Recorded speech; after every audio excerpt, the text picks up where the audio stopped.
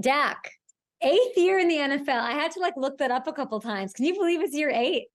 It flies by. At times I can't, honestly. But it's fun. All the experience is going to pay me well for the best year coming. So. All right. Well, I want to hear more about that year now. The goal, I know what it is for this team. I know the window. I don't even want to talk about it. What are you focusing on personally to make sure year 8 is the best and most memorable one yet?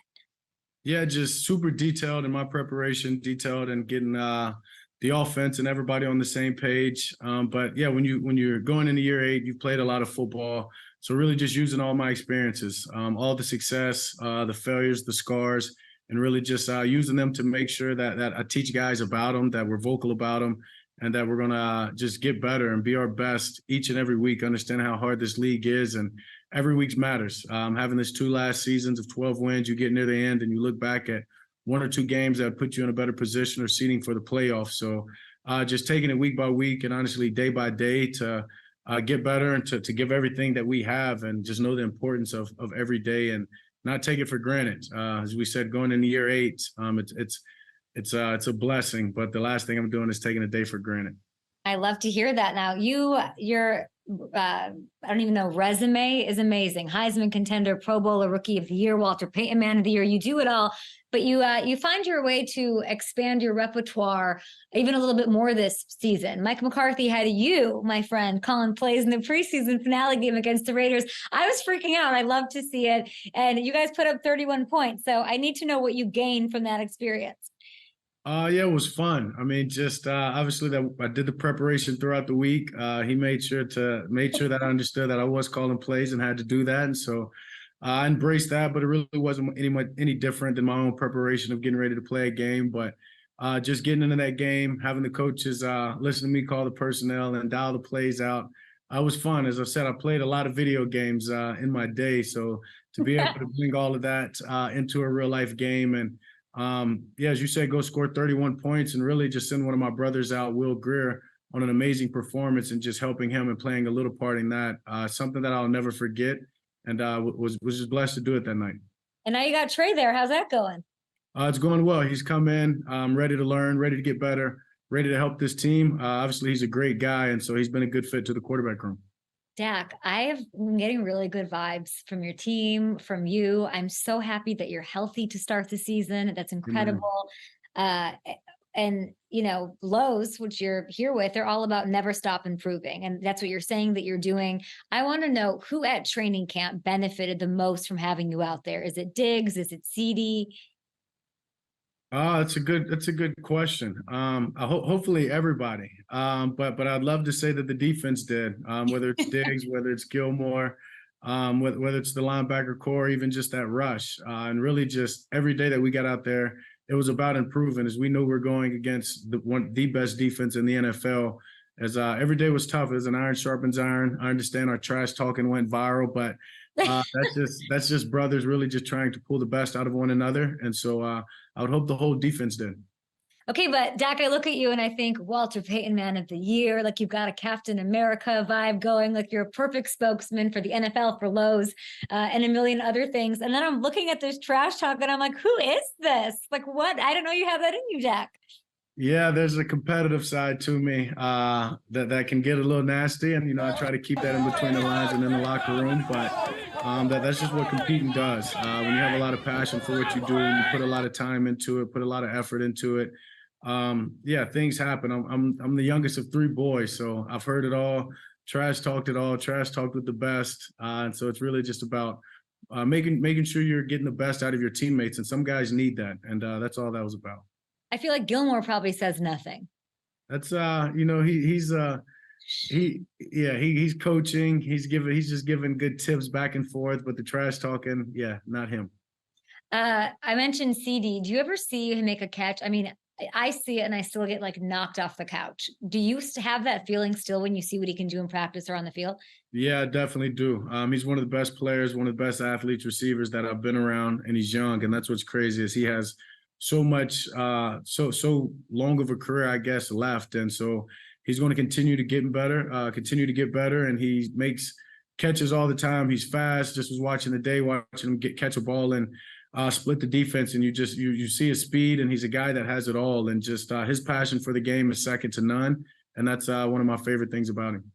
And then I feel like you add this Brandon Cooks, who is always slept on, always goes under the radar, and I think people are sleeping on the move. Tell me how he changes the complexion of the offense and what you guys want to do. Yeah, speed is the first thing that jumps out. I mean, a guy that can really stretch the defense. You're talking about Ceedee Lamb, and understanding that defenses have to respect him. And so if you're going to respect Ceedee, now you're leaving one-on-one with a guy like Brandon Cooks and even Michael Gallup outside. But the man and the professional that Brandon has been probably the most beneficial thing to this team and to this offense, being able to teach young guys like Ceedee Lamb and Jalen Tolbert, and just a guy that does everything right on the field, off the field, prepares, takes care of his body. And I'm excited for the regular season and it all to start, and him to be able to reap benefits of everything that he's been working towards. You said on the field, off the field, and in the sky, apparently. How are Brandon Cook's piloting skills, Dak? I mean, he's a smart guy, so I would trust him. I would get in the plane with him. I know that he's been doing it for some time now, and that he loves it. So, I mean, that guy is one of those people that sets his mind to something, and you see the way that he approaches his day, you're going to follow. So he's only going to get better at it too. So I plan to go up with him one day. Dak, Jerry's never going to let that happen. Like, literally never going to let that happen. Who are you kidding? It'll happen. Well, why hasn't it happened? Well, we've only had the one opportunity. And at that time, I guess, I think I missed the initial call, which I wasn't just upset about. And I told him once I saw a couple of guys go up with him and come back, I'd be ready. But as I said, he's a true professional and a great guy. So I know he's an awesome pilot. Y'all win the Super Bowl, he can fly you to Disney World. How about that? That sounds like a plan to me. It sounds like a good manifestation. I love that. Speaking of Super Bowls, let's talk about Jerry Jones. I feel like we know him inside and out. He's so candid with the media, he loves his team. He's been around for 40 years, just running things. Have you noticed anything different about Jerry this season? I can't say that I have, honestly. I mean, that's another guy when I speak about passion, is one of the most passionate, and he's going to do everything he can to help this team and to sell. And that's part of it. And so when he says things, I really don't pay attention. So I can't say that he's been any different than he has been since the time that I've come here. In the last 8 years. So he's just somebody that you get to know, you get to understand, and you get to love. You're joining Lowe's home team. You're inspiring football fans to take home improvement to another level with the DIY Wrist Coach. What is this thing? Yeah, so the Wrist Coach really is your play calling sheet, just like I have on my wristband, to help you for those home improvement projects that you have in the house. I'm no Lowe's pro, just a pro athlete, so that's what this thing is for. And starting September the 8th, starting September the 7th, they will be in the stores, and so you can go to Lowe's.com/home team to learn more about it. So they're going to give step-by-step instructions on these wrist cards that, like, they're plays that can help people with common home improvement stuff, changing light bulbs, all that. Are you a handy guy? Are you fixing stuff around the house, Dak? I can't say I'm the handiest. I'm good with my hands. But I can paint a wall. And so my project is to encourage people to paint an accent wall. And so that's what you get, the DIY Wrist Coach. That is one of the plays on there. And I can do that. Does the DIY Wrist Coach with Lowe's have the steps for a contract extension coming soon, Dak? That might be the second page. They're working on that. It's on the back. It's on the next edition, maybe after, right before you win a Super Bowl. Dak, we appreciate you so much. I'm happy you're healthy. You're happy. Feels like your mind's right, your soul's right. And I hope it all works out for you guys this season. And listen, Gronk comes on my show every week. I asked him who's going to win the Super Bowl, and he picked your squad. I like it, Gronk. Good picks. Appreciate you, Kay. Thanks, Dak. Yep, thank you for having me. Hey, thanks for watching. Subscribe here to get the latest Up and Adams content right on YouTube.